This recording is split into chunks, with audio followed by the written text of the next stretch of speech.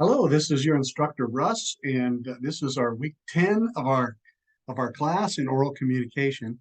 And this week, we're really talking about two subjects, chapter 18, which is on speaking for special occasions, and then chapter 20, which is speaking in small groups, both kind of personalized ways of doing public speaking. So we're taking kind of a little break from what we've done. We'll be focusing the last 2 weeks on our final speech, which is a revision of one of our earlier speeches that we've done. So we'll talk about that in just a minute. And of course, a lot more detail about it next week.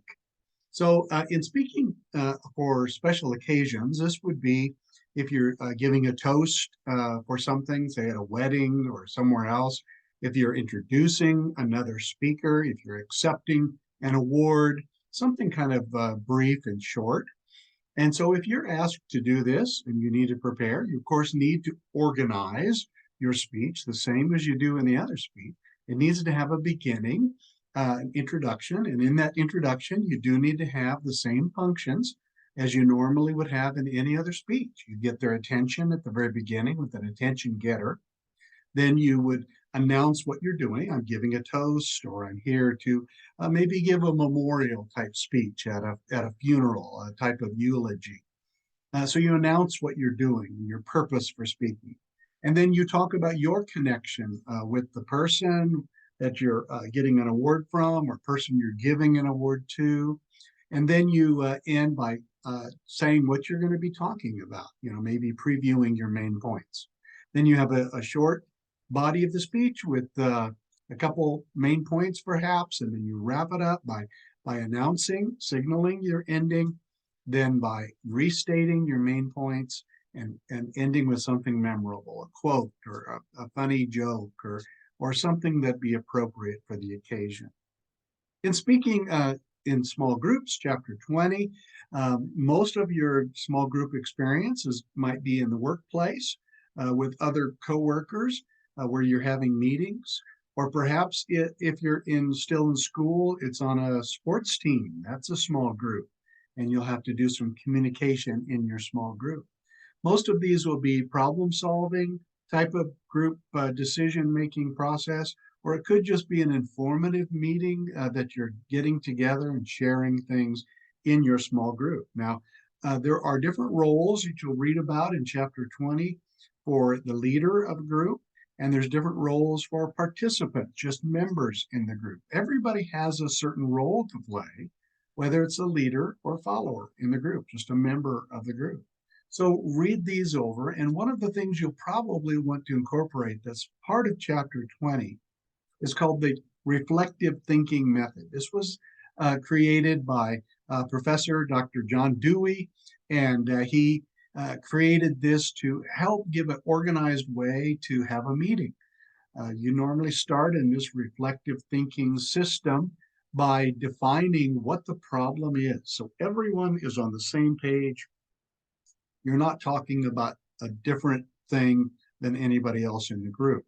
The second thing then that you talk about is you then next identify, the different tasks that people have, making sure that everybody knows what their role is and what you're planning on doing.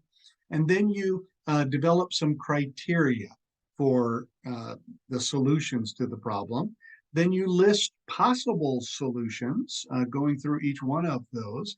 Then you use your criteria you've selected to measure your solutions against the criteria to help you pick the best solution. And then you follow up on those to see how your solution that you picked later on, how it's going.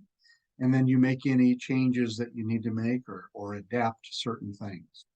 So read over chapter 18 and chapter 20. There is a quiz at the end of the week 10 quiz. So you'll have two things due this week. One is your discussion, which has two parts. The first part of your discussion post will be to tell about your strengths and weaknesses and how you did on the TED Talk speech, what your opinion was. And the second part of your discussion is to select either a question from chapter 18 or a question from chapter 20 and to discuss what you felt about that. Make sure to cite your textbook on that part of the discussion so you can get full credit from me.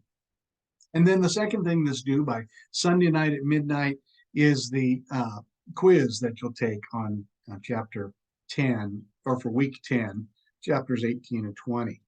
The last thing I wanted to mention was to get you prepared for the fourth speech of this class, and it's a speech that is called the revised speech. Now, to do the revised speech, you have to select one of your earlier two speeches, either your PowerPoint speech or your TED Talk speech. You'll select one of those, and I suggest that you print out a hard copy of it, because next week, when we go through in more detail how to do the revision, you'll want to look through and mark up your copy, write things on it, notes on it. I'm going to go through a sample speech to help you to know how to revise it, because I'm going to be giving you several different things to look at and to think about. So at this point, what you need to do to prepare is you need to decide which speech you want to revise. Now, a caveat here: if you have not given both speeches already, if you have not given the PowerPoint speech, or if you have not given the TED Talk speech, you cannot select a speech that you haven't given. So you do need to select a speech you've already given, and that's the speech that you're going to then revise for this last speech. So unfortunately, if you have not given either of the two speeches, either the PowerPoint speech or the TED Talk speech, then you can't do any revision. You'll have to accept a 0 on that assignment. And you need to maybe send me an email and talk to me about that, because you have to have done one of those speeches. If you've only done one speech, then that's the speech you have to revise, is that one that you've already done. So for now, I want you to do two things. I want you to select the speech that you want to revise, or you can revise.